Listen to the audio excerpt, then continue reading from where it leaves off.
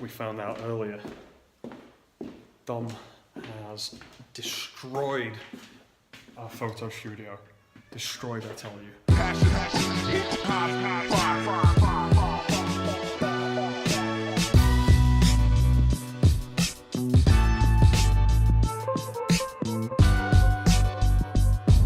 Starting the week off with Bank Holiday Monday, I'm heading down to the gym. I've managed to keep on training on a regular basis by really focusing down on my long-term goals and breaking them down step by step, and that's allowing me to focus more on my own willpower and determination. It's not been easy, but I'm quite proud of myself. I'm doing well so far. Last week you guys saw me talk to one of my friends from the gym, John Booley. One thing that he really wants to achieve is growing his business as a trainer, and we've been talking about marketing himself and doing more with social media. By next week, so the next vlog that you guys watch, we should have a clip of John talking to the camera. John, like many of the people I speak to, many of you guys, conveyed that he wanted to do more to get himself out there with his business, his knowledge, and achieve his goals to a higher level. We spoke a little bit about marketing, social media, and how he can take some steps towards doing that. I actually did John's first video with him and set him a challenge where I'm going to be holding him accountable to create some video content.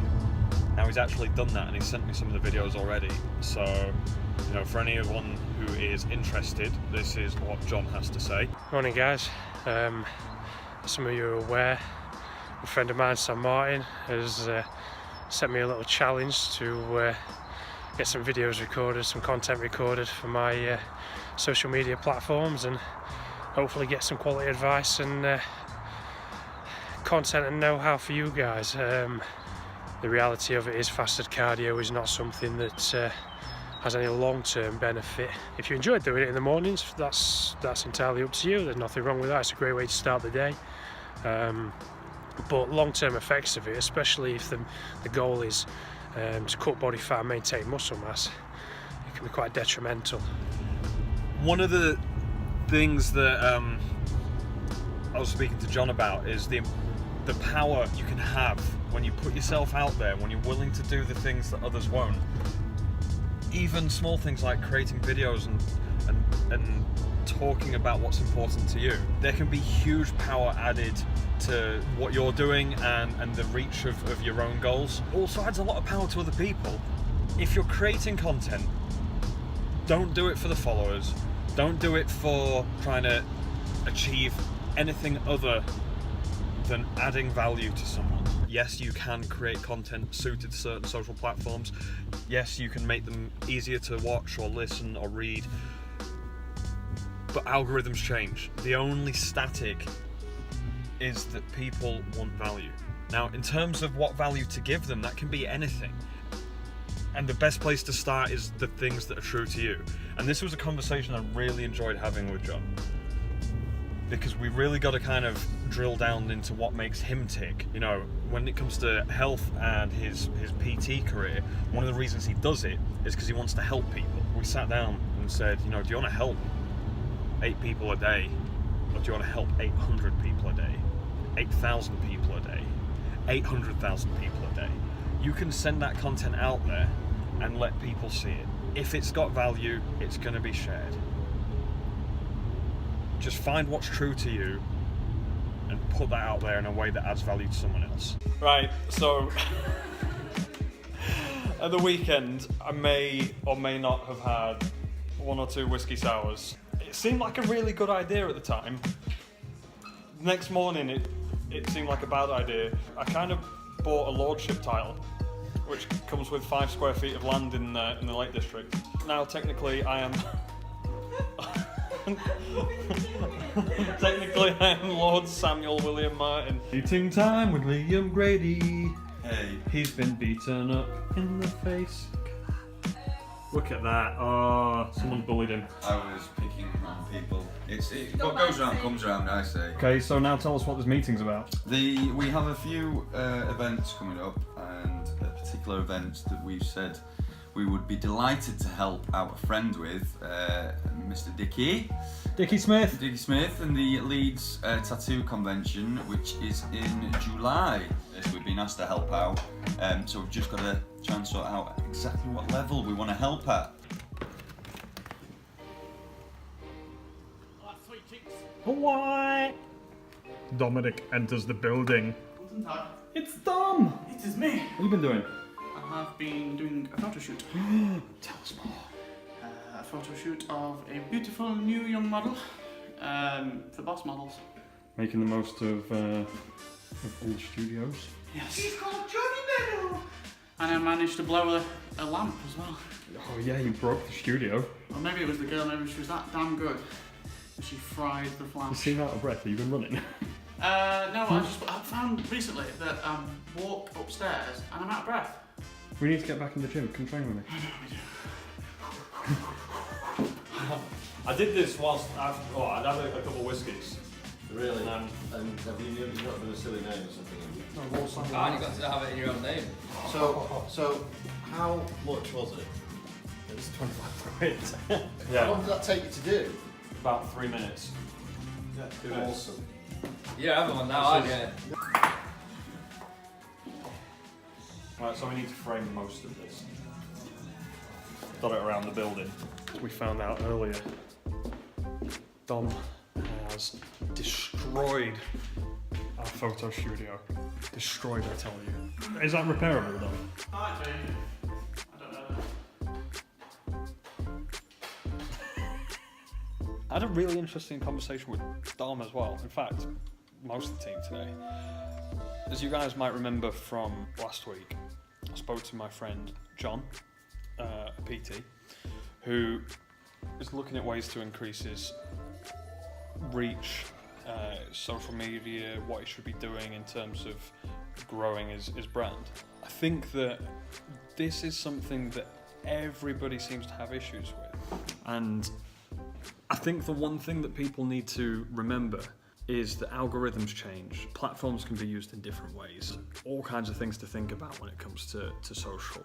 Think about who it is you want to add value to, push that out there, and do it like wholeheartedly. Creating content doesn't have to be this big, crazy thing. A lot of people think that it has to be this huge, powerful, gleaming, fantastic photo, video, George Lucas helping you write it and direct it and everything else. It doesn't have to be like that. This video right now is me sat in my chair at the office, filming on my phone. That's it. But it works because it's adding value. I want you guys to get something out of this, and if I can put that out there, you know, hopefully I'll do more in my career, in my life, through helping others. Spread out with your frog legs. Paint me. Paint me like one of your French girls. It's a barrage of sexual abuse from Gatsby. Stop it. I came into work this morning and I thought that it would be like any other day. I've got my Slackjaw t-shirt on. I had a little chat with Tom this morning from Slackjaw. And then this happened. Johnny wore the same t-shirt as me. We're twinning. Me and Johnny are twinning. Over the past couple of weeks, you guys know that I have been working with Mr. Johnny Mennell quite a bit, and we've been talking quite a lot about sales and brand development. What I'm going to do is I'm going to start giving away some books, and because we've been talking about sales a lot, I'm going to be giving away one of Grant Cardone's 10X Rule books, which is one that I really like and that I've read a couple of times. Each week we'll give away a new book, and to win it, comment 10X underneath the video in my YouTube channel. So you have to go and subscribe to my YouTube channel, and underneath this video, comment 10X, and we will pick a winner next week. I had a little chat with Johnny earlier after our discussion about sales and how to move the sales side of things forward. And one thing that was very apparent that seems to be missed by a lot of people who don't necessarily come from a sales background is to always try and keep the ball in your court. And what I mean by that is a lot of times it's really easy to talk about working with a potential client or making a potential deal, and then for whatever reason it doesn't quite happen and that just falls away. Maybe the client says, yeah, I'm interested, not just yet. Something happens that doesn't quite clinch it. And if you can keep the ball in your court, then it gives you a lot of strength in actually being able to achieve the deal and work with the potential client, or maybe get the new client on board. But it also allows you to add a lot of value in terms of supporting that client so that their lives become easier. One thing that I've learned is this can be done quite simply by quantifying the different levels that you're talking about with a client. So, for instance, if you're talking with a client about a potential deal, maybe they want to do a trial and they want product in their store, and they've said, you know what, if this is successful, then we'll go ahead with rolling it out to all our other stores. Well, the first thing you've got to ask there is, what does success look like? Quantify what level it is where you can make things cheap. Maybe they said, we like your brand, we want to work with you, but the time's not right. So when is the time right? If you can quantify that, you keep the ball in your court, you keep a lot of power, and then you're able to turn around and speak with clients, follow them up, and work with them in a way that suits them, not that suits you. Trying to work with clients in a way that suits you just makes life harder. Why would you make people work harder to give you their business? It makes no sense. Our plan of action is, and always has been, to listen to the clients, try and quantify what needs doing to make their lives easier, so that we can work with them in creating the best relationship we possibly can. Keep the ball in your court, add that value, quantify. So I'm at the gym with Neil, Big Neil. Earlier last week, good old Johnny Mennell told me that he squats 130k for 3 reps, which instantly means that I want to do the same or more. Yeah, we're going to go for more than 3 reps, aiming for 6, maybe 8, why not? Let's do 12. Let's do 12.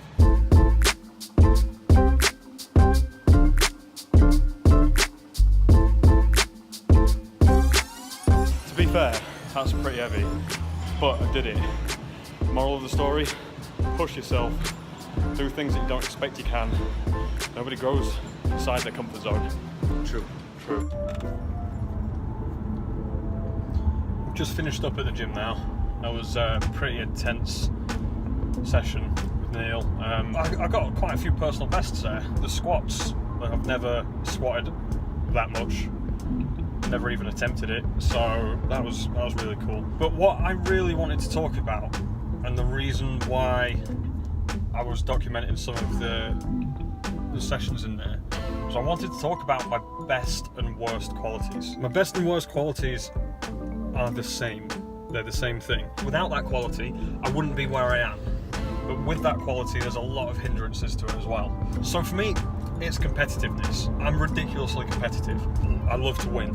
And if I don't win, then I'll go away and I'll try and work out how I can win next time. That's an amazing quality, because in business and in life, I'm constantly trying to better myself. That is a huge benefit in pushing myself forward. But it's also a real negative. And everybody knows someone who's so annoying because of their competitive nature, or how it can hold you back, or I'm even told how unhealthy it can be. I think it's more unhealthy to try and not be who I am, so I'm okay with being competitive. But that is why I've got to where I am. Without that single competitive nature, that thought that sparks everything in my mind, there's no way I'd be able to get my business to where I am. I don't want to just build up a business. I want to build up the best business. I want the best products. I want the best brand. I want the best team. I've got these huge expectations of where we need to be. And if we're not there, how can we push ourselves there? The one thing I hear that I really disagree with is the whole be the best you can be thing. And that kind of goes with my competitive nature. I don't want to be the best. I never want to be the best. For me, if I was the best, that would be one of the worst feelings in the world. So never want to be the best, but I always want to get better.